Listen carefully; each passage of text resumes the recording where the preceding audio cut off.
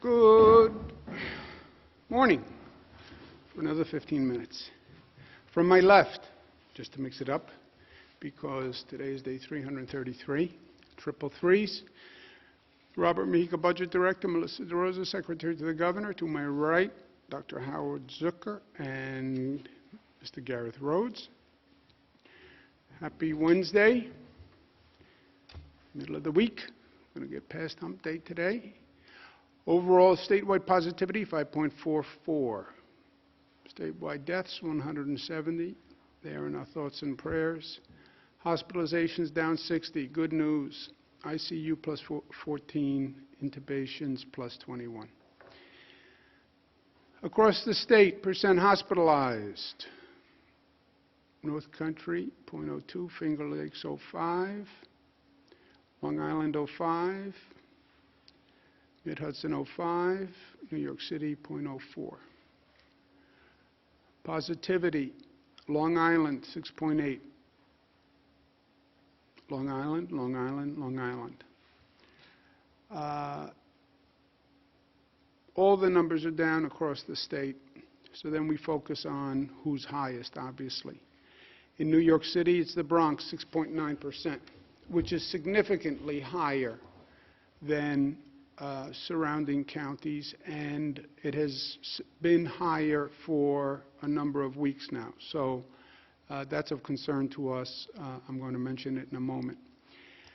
Overall, 96% of our dosages received are in arms, 98%, so 6%. So we're functionally out of doses, and we now go what we say week to week.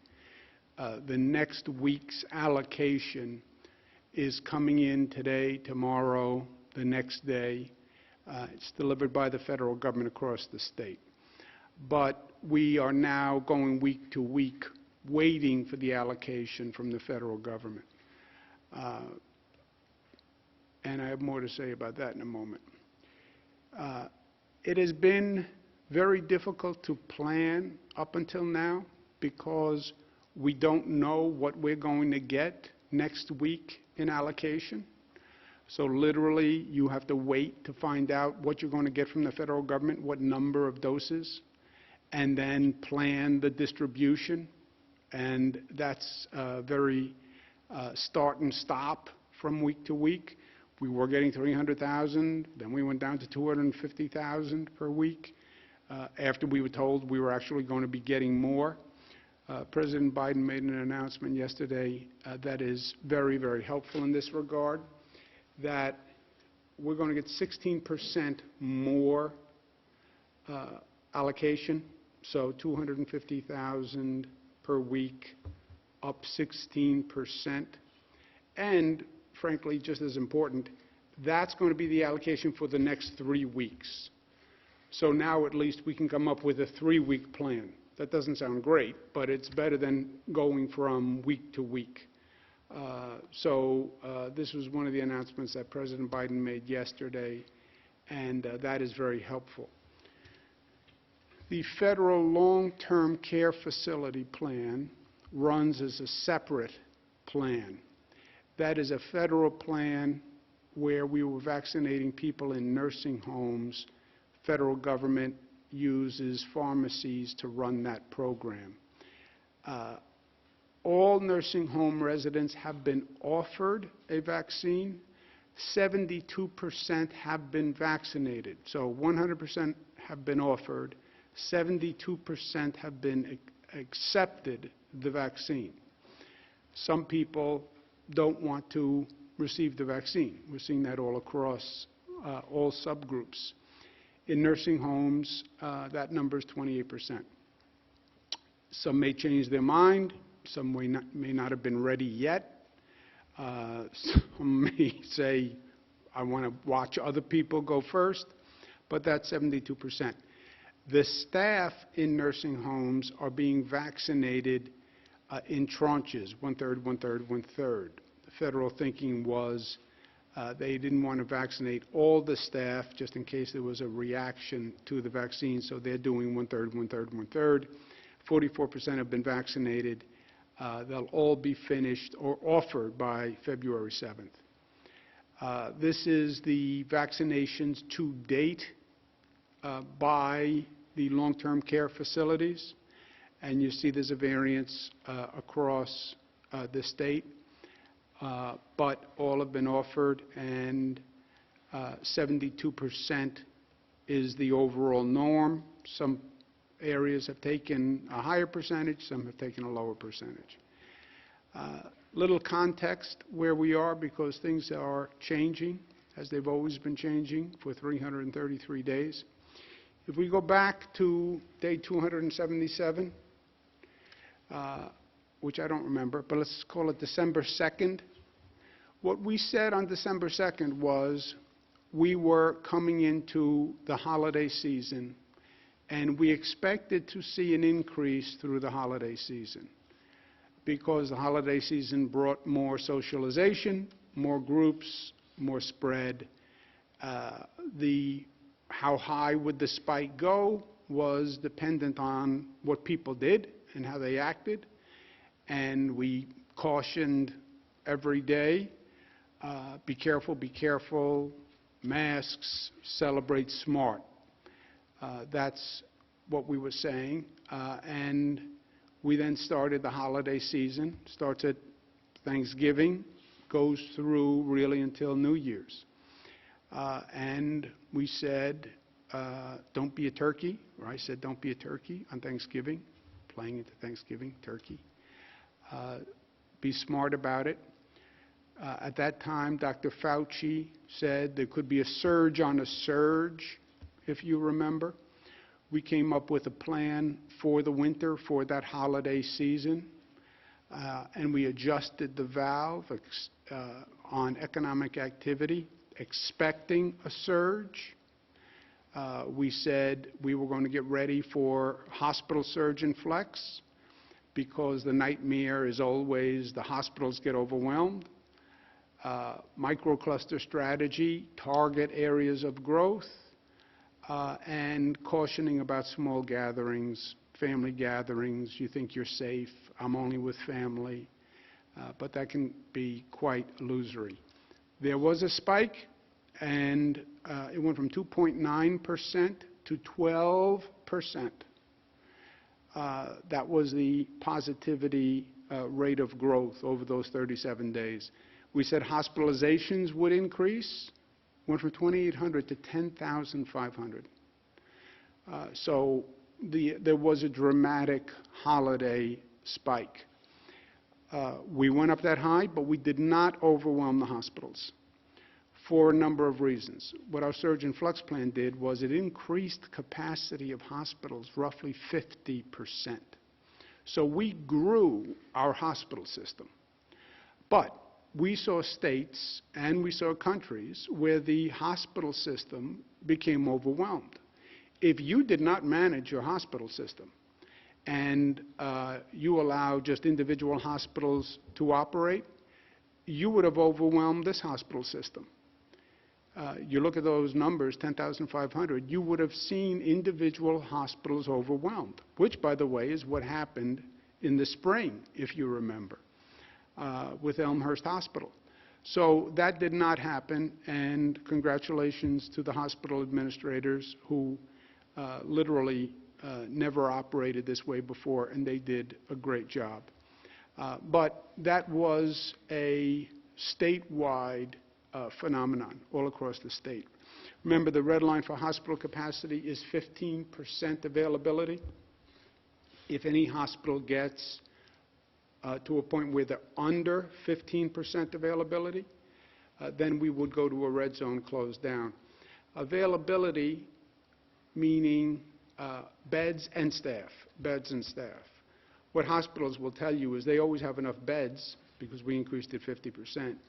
The red line is really about staff shortages, and that's a function of staff getting sick. We're seeing that in some nursing homes now, where they will talk about staff shortages because the staff is getting sick.